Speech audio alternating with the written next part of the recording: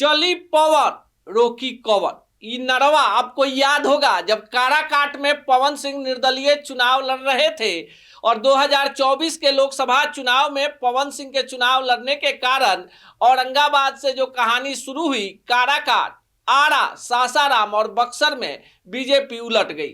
अब जो बड़ी खबर है कि पवन सिंह बीजेपी में एंट्री कर चुके हैं।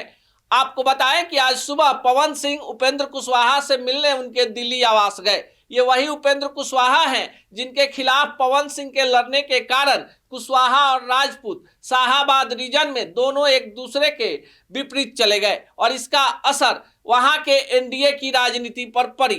पवन सिंह को देर सवेर बीजेपी में लेने की चर्चा थी, पर पवन सिंह आज सुबह सुबह उपेंद्र कुशवाहा के यहाँ पहुंचे, पैर छुआ, आशीर्वाद ले लिया, यानी डैमेज कंट्रोल समाप्त। इसके बाद पवन सिंह गृह मंत्री अमित शाह से मिलने पहुंच गए। ये खबर तो आपने देख ली होगी, लेकिन हम जो खबर आपको बताने जा रहे हैं ये बेहद खास और एक्सक्लूसिव खबर है।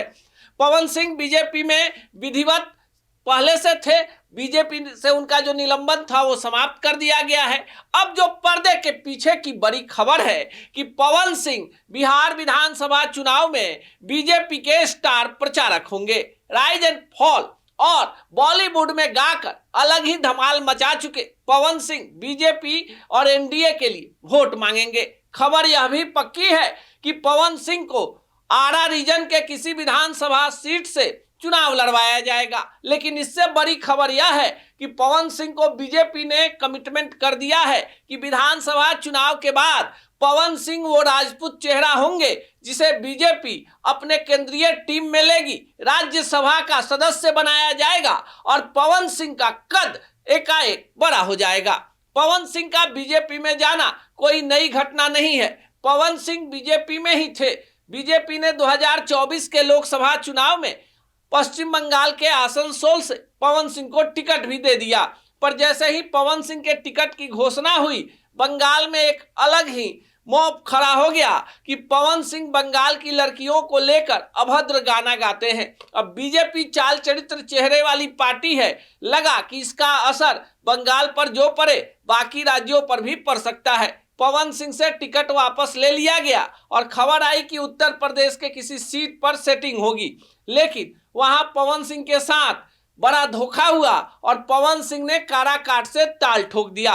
काराकाट में 3 लाख वोट पवन सिंह को उनके व्यक्तिगत छवि और स्टारडम के बल पर मिला और इसका असर हुआ कि उपेंद्र कुशवाहा 2 लाख वोटों में ही अटक गए और शाहाबाद के रीजन में बीजेपी को बड़ा घाटा लग गया।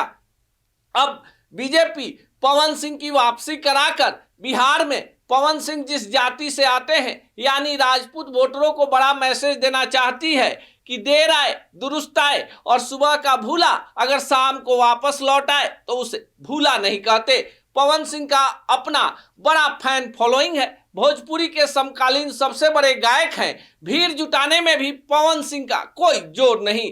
पवन सिंह जमैनिया में जब बांस बांट रहे थे उसी समय हमने आपको बताया था कि पवन सिंह जिस तरह से लोगों की सहायता कर रहे हैं, स्क्रिप्ट तो पहले लिखी जा चुकी है। आज महाअष्टमी है और दिन भी काफी बढ़िया चुना गया था। दिल्ली में पवन सिंह मिल रहे हैं और बिहार के सियासत में बल्ले बल्ले चल रहा है। बीजेपी जहां प्रशांत किशोर के तमाम हमलों के बाद कहीं ना कहीं मीडिया में कमजोर पड़ती दिख रही थी, पवन सिंह वाली खबर ने बीजेपी के टीआरपी को एकाएक बढ़ा दिया है। पवन सिंह की बीजेपी में वापसी को आप किस रूप में लेते हैं, कमेंट बॉक्स में जरूर बताइएगा।